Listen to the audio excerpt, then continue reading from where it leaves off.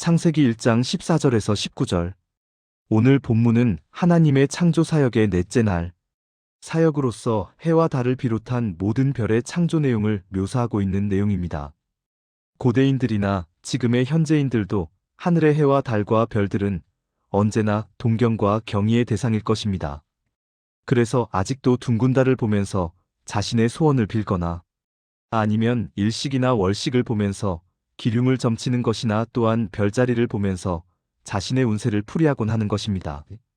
그런데 이 넷째 날의 천체 창조는 여섯째 날의 사람, 창조와 함께 그 창조의 근본적 목적이 하나님에 의해 직접적으로 밝혀진 두 사건 중 하나인 것입니다. 이는 먼저는 천체의 창조는 비중이나 규모 등 여러 면에서 다른 날에 지어진 사물들보다 크고 중요하였기 때문이기도 한 것입니다. 또한 우리 인간들에게 그것들이 비록 웅장하고 놀라운 것이지만 결국 그것들은 자신들을 위해 지어진 것에 불과함을 미리 밝혀둠으로써 인간들이 천체들을 숭배하는 것을 미연에 방지하려는 의도가 있다는 것입니다.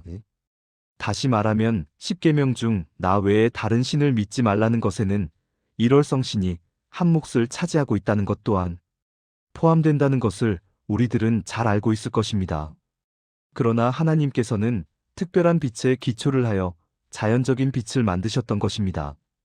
이 넷째 날에 만든 빛은 모든 인간이 혜택을 보는 하나님의 일반적인 은혜의 빛인 것입니다.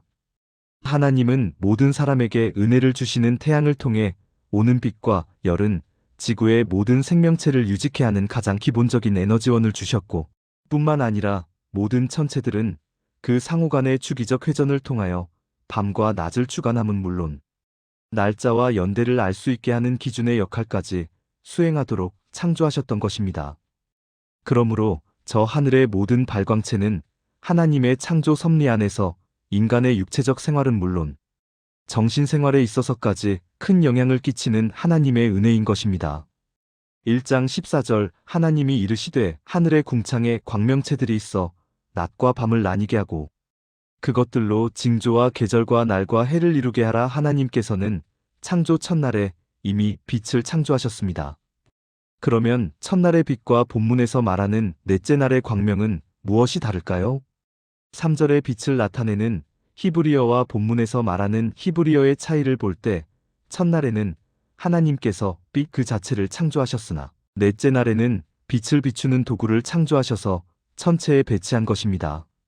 이처럼 하나님께서는 향후 제6째 날에 만드실 창조의 절정이라 할 수 있는 인간들이 거주하게 될 지구에 지속적으로 빛을 공급하게 될 해, 달, 별을 만드심으로 태양력이든 태음력이든 태양과 달의 주기적인 운동의 결과로 자연계에 일어나는 여러 현상과 징조를 반영한다는 것입니다. 1장 15절에서 16절 또 광명체들이 하늘의 궁창에 있어 땅을 비출하시니 그대로 되니라. 하나님이 두 큰 광명체를 만드사 큰 광명체로 낮을 주관하게 하시고 작은 광명체로 밤을 주관하게 하시며 또 별들을 만드시고 하나님께서 광명들을 창조하여 하늘의 궁창에 둔 1차적 목적이 바로 그 땅, 즉 지구를 비추게 하기 위해서임을 본문은 강조하고 있습니다. 우주 물리적으로는 지구가 태양을 중심으로 돌며 태양에 종속된 하나의 행성에 불과하지만 하나님이 창조하는 법칙에 있어서는 태양이 오히려 인간의 삶의 터전인 지구를 비추기 위하여 창조된 것을 이야기하고 있는 것입니다. 이처럼 하나님의 창조는 지구 중심적이며 인간 중심적이란 특징을 지니고 있다고 본문은 암시하고 있는 것입니다. 16절에서 만들다란 히브리어 단어는 7절에 나오는 만들다하사와 동일한 단어로서 어떤 기존 재료를 가지고 새로운 것을 조성하는 것을 가리킵니다. 이로 보건대 하나님께서는 이미 창조 첫날에 창조하신 바라 빛의 원리를 활용하여 지구에 빛을 보내줄 수 있는 해와 달을 조성하셨음을 알 수 있습니다. 즉 하나님께서는 인간의 유익을 도모하기 위해 항구적으로 지구에 빛을 보내줄 수 있는 도구를 만드셨던 것입니다. 그러나 본문에서 말한 주관하게 하시고란 의미는 비인격체인 태양이나 달에게 낮과 밤을 다스리는 통치권을 주었다는 의미가 아니라 단지 낮과 밤을 구분하는 태양과 달을 궁창에 둠으로써 낮과 밤 역시 태양과 달을 창조하신 하나님의 주권하에 있음을 엄숙하게 선언하는 것입니다. 1장 17절에서 19절 하나님이 그것들은 하늘의 궁창에 두어 땅을 비추게 하시며 낮과 밤을 주관하게 하시고 빛과 어둠을 나뉘게 하시니 하나님이 보시기에 좋았더라.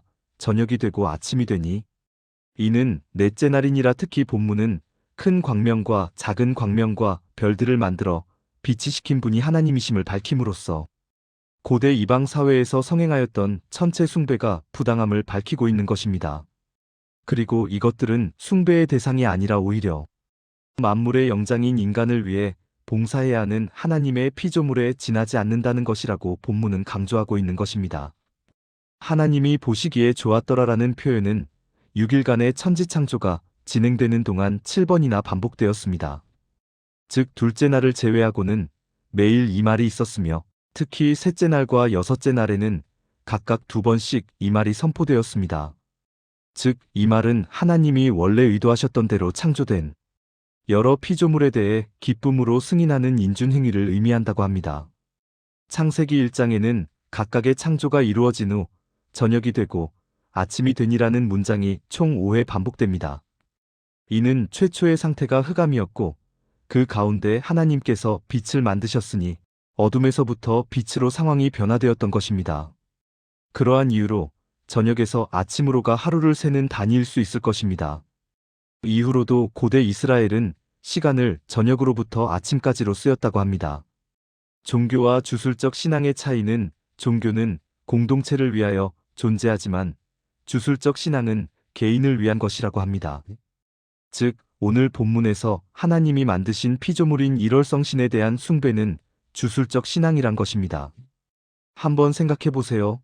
정월 대보름날이나 추석의 둥근 달을 보면서 사람들은 무엇을 빌고 기도를 할까요? 다 자신들의 생사와 복을 위하여 빌고 기도할 것입니다. 이것이 바로 우상 숭배인 것입니다. 그러나 오늘날 우리나라의 기독교가 점점 주술적 신앙으로 흘러가고 있다고 많은 신학자들은 말하고 있습니다. 즉 우리가 경배의 대상이 되실 천지창조를 하신 하나님을 마치 일월성신에게 자신의 생사와 복을 위해서 빌고 있는 믿지 않는 사람들과 똑같은 주술적 신앙의 대상자로 보고 있다는 것입니다. 다시 말하면 하나님을 무슨 알라딘 요술램프처럼 사용한다는 것입니다. 이것이야말로 우상 숭배임을 명심해야 할 것입니다. 우상 숭배는 하나님의 정의나 공의는 무시한 채 오직 자신의 영달을 위해 예배하고 예물을 바치는 것이라고 이야기하는 것이 바로 구약 예언서의 주요 주제인 것을 우리는 알아야 할 것입니다.